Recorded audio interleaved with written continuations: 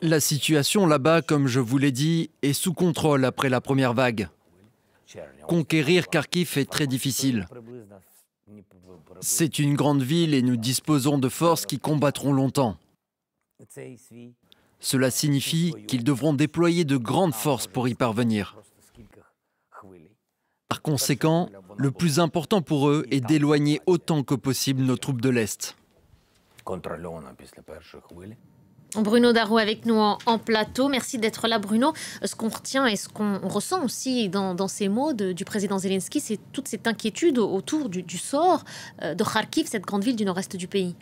Oui, parce que vous avez entendu à l'instant le président Zelensky. Il dit, en fait, pour le moment, nous arrivons à contenir ce qu'il appelle lui-même, d'ailleurs, la première vague. Et un peu plus loin dans l'interview, là on en a vu un extrait, c'est une interview à nos confrères de l'AFP, il estime en fait qu'il y aura d'autres vagues, c'est-à-dire que pour lui, les Russes, dans le cadre de cette offensive venue du nord contre Kharkiv, s'inscrivent visiblement dans la durée, d'une part, et il dit qu'ils ont sans doute l'intention de s'emparer de Kharkiv. Bon, alors là, vous avez entendu qu'il dit que ce sera très difficile, mais les deux ne sont pas évidemment incompatibles, parce qu'effectivement, ça nécessiterait beaucoup de divisions, de bataillons russes pour s'emparer de cette ville qui, faut-il le rappeler, est la deuxième ville d'Ukraine, qui est peuplée de plus d'1 million de personnes, mais dont on sait que symboliquement, la prise serait évidemment très importante pour Vladimir Poutine. Ça lui permettrait de faire oublier, en quelque sorte,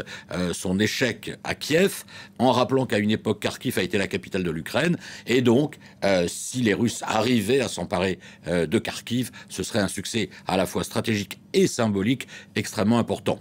On n'en est pas là. Les choses sont très difficiles concernant effectivement les villages dont s'emparent les Russes, avec utilisation de ce qu'on appelle des bombes planantes qui sont un peu invisibles jusqu'au dernier moment en quelque sorte, et qui ont un rayon d'action entre 40 et 60 km, qui créent beaucoup d'effroi dans la population de ces villages. Vous l'avez dit, il y a 10 000 personnes qui ont déjà été évacuées. La question évidemment c'est, bon, la première vague pour le moment est stoppée, mais quid des autres vagues? L'objectif des Russes, évidemment, étant de s'approcher le plus près possible de la ville pour vraiment que son artillerie puisse faire de très gros dégâts dans la ville. Les dégâts sont déjà assez considérables, mais là, évidemment, avec une artillerie de plus grande proximité en quelque sorte, les dégâts seraient beaucoup plus importants. C'est peut-être la stratégie poursuivie par la Russie, qui a une longue pratique, l'armée russe a une longue pratique de ces sièges de villes. On canonne, on bombarde, on se souvient de ce qui s'est passé à Mariupol, et on attend ensuite que la ville soit évacuée dans un premier temps, et ensuite tombe comme un fruit mûr, en quelque sorte. Qu'il suffit de cueillir, malheureusement. On sait que pour résister, il va falloir plus d'hommes, plus de matériel militaire pour les Ukrainiens, et c'est toute la difficulté. Oui, alors c'est toute la difficulté pour Volodymyr Zelensky, qui n'arrête pas de répéter en fait qu'il a deux problèmes, que son armée a deux problèmes. Un, ce sont les effectifs. Deux, ce sont les armements et les équipements occidentaux qui n'arrivent pas assez vite et en assez grand nombre. Alors sur les effectifs, c'est aujourd'hui qu'entre en vigueur la loi sur la modification des conditions de mobilisation des Ukrainiens. L'âge limite jusque-là était 27 ans. Avant 27 ans, on ne pouvait pas être envoyé au combat. Cet âge est abaissé à 25 ans. Donc, évidemment, on comprend bien que l'idée, c'est de créer un réservoir supplémentaire, en quelque sorte, pour envoyer davantage d'hommes sur le front. Et surtout aussi, parce que c'est un des gros problèmes de l'armée ukrainienne, organiser des rotations pour que les unités au combat, au bout de quelques semaines, puissent aller vers l'arrière, se reposer et soient remplacées par des troupes fraîches. Ça, c'est un gros problème qu'a l'Ukraine. D'où donc cette loi qui entre en vigueur aujourd'hui. Donc, on va en voir les premiers effets, disons, dans quelques jours.